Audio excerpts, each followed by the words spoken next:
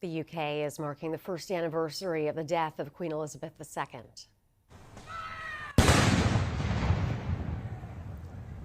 Gun salutes were held across the country this morning, paying tribute to Elizabeth, who died a year ago today at the age of 96. She was the longest reigning monarch of the Commonwealth, with 7 decades on the throne.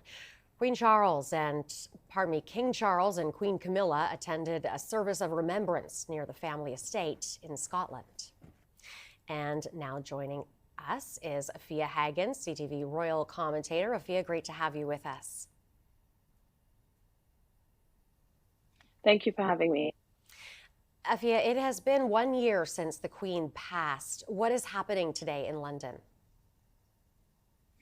Well, actually, the mood is quite mute here in London today. We did have those gun salutes, and we also did have the bells ringing out at Westminster Cathedral. But there is no national, service of remembrance or commemoration for this, the first anniversary of the Queen's death. We did have King Charles III. He gave a statement that was released in newspapers and released across social media as well, where he recalled the Queen's devoted service and all she meant to so many. He also said in his short tribute that in marking the first anniversary of Her late Majesty's death and my accession, we recall with great affection her long life, devoted service, and all that she meant to many of us. We have seen Queen Camilla and King Charles III. They're at Cathay Kirk, that's near Balmoral in Scotland, where they're staying for their summer holiday. The Prince and Princess of Wales are at St David's Cathedral in Wales, where there will be a short service of remembrance. And Prince Harry has been pictured at Windsor Castle today, and that's where both Prince Philip and Queen Elizabeth II are buried. But like I said, quite muted here today in London and across the United Kingdom, and no national symbol of remembrance today. Yes, certainly. What has changed since Queen Elizabeth II's death? Well, the monarchy really is in a state of flux, as is the royal family. King Charles III has had a huge job on his hands over this past year to keep the monarchy relevant, keep the monarchy popular amongst his subjects.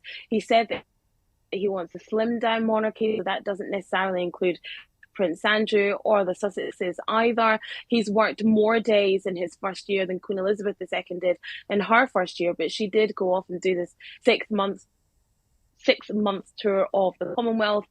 King Charles III hasn't undertaken anything like that yet. He is going to visit France in the next couple of weeks from the 20th of September.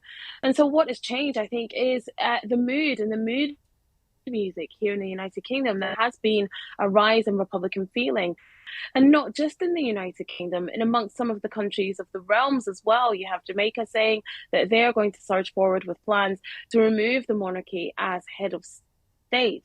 And so there's a lot of things in a state of flux.